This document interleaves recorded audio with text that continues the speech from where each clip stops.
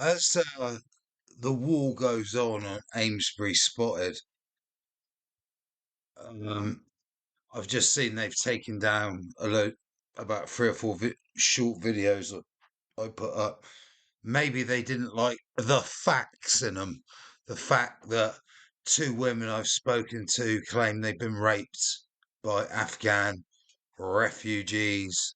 You know, yeah, you're a refugee when you get to your first safe country. So when they leave from Libya, where's their first safe country? It's either going to be Italy, maybe Malta.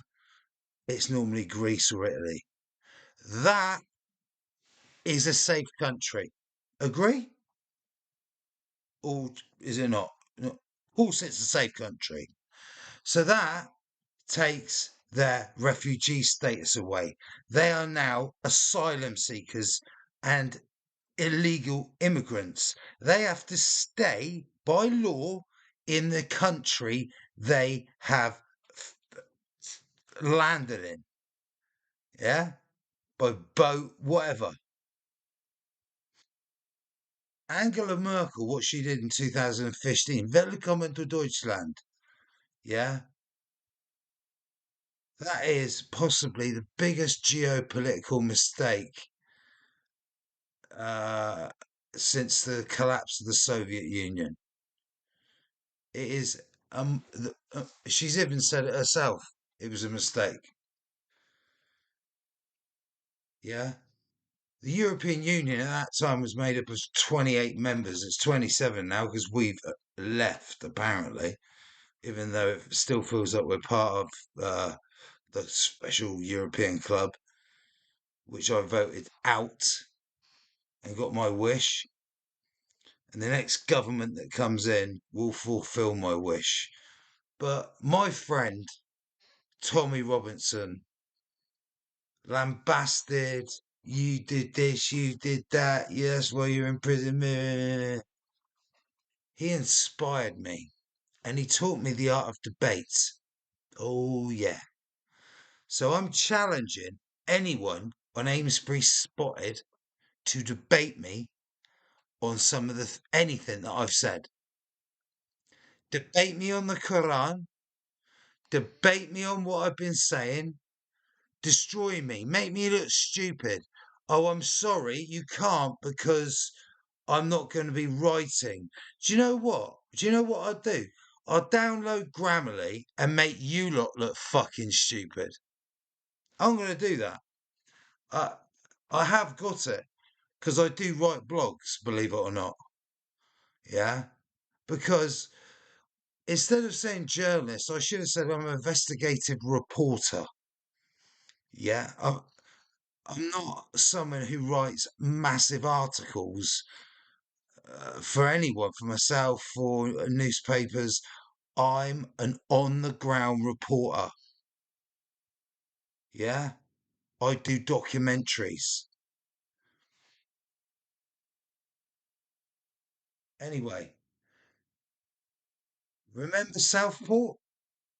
Well, this is a little warning from Tommy Robinson 8 years ago. After we'd just had the Manchester bombing. At around 10:30 this evening, a van drove into pedestrians on London Bridge in another Islamic attack. This coming off the back of the Manchester suicide bombings, which only happened 2 weeks ago. Stabbings and gunfire have already been reported at the scenes. How many more of these atrocities are we to put up with? Why is our government and our security services allowing more than 3,500 known jihadi scumbags to roam our streets while the UK taxpayer forks? By the way, Keir Starmer admitted he knew of this horrific, that he's got to be the ugliest terrorist I've ever seen in my life.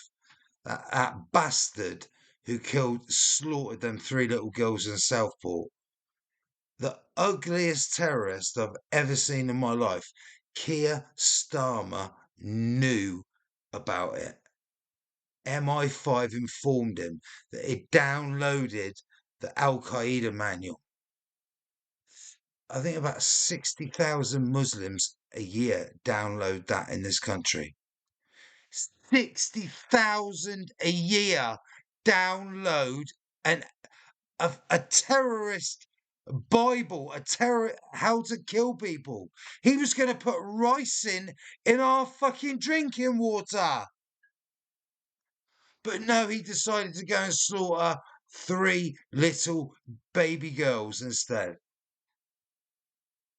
The bill for these disgusting, depraved, death-loving Muslims so they can be monitored. It was only June last year that 400 British Islamic State nutjobs have returned to our country after fighting for ISIS in the Middle East.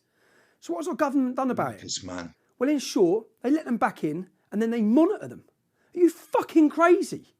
The British public is sick and tired of this limp-wristed, politically correct elites of this country doing nothing, whilst our children are legitimate targets to die because of political correct hand-wringing. And that's what you got to understand. You might not get affected, but what about your children's future? Think about it. Think about it. Once my documentary comes out, you are going to be blown away. You're going to be shocked.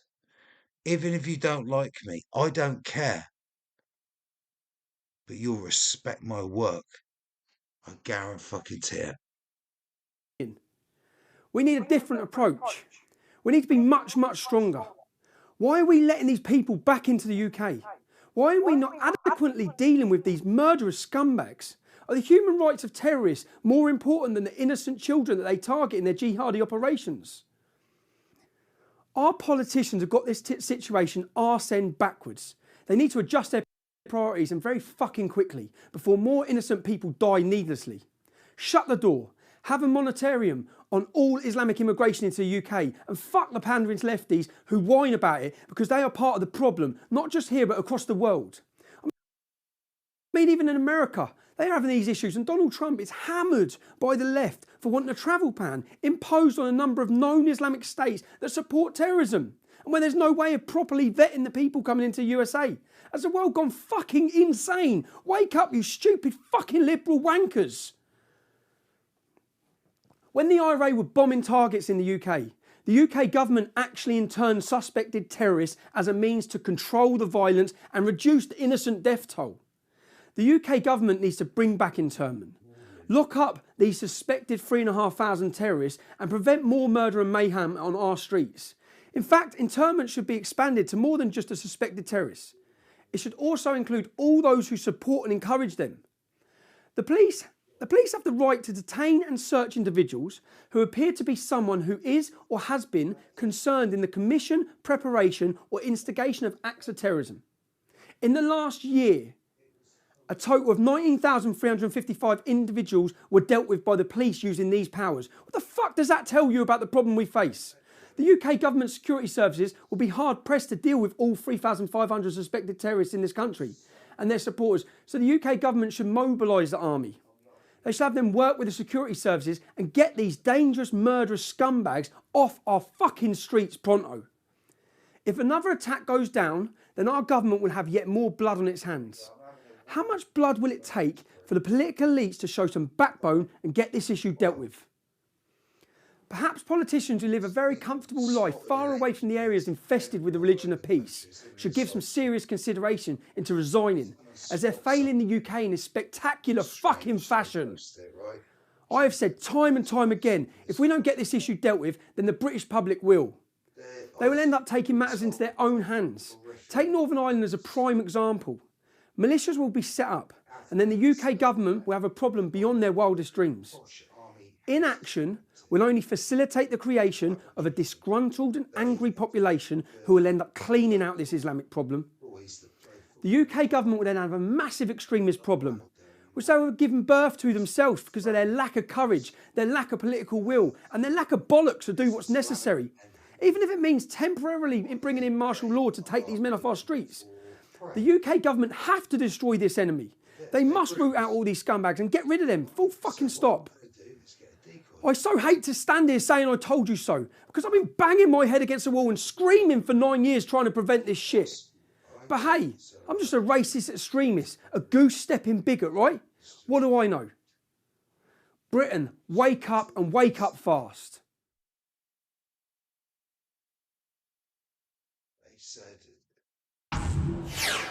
you know, we've questioned him, and he said it was consensual.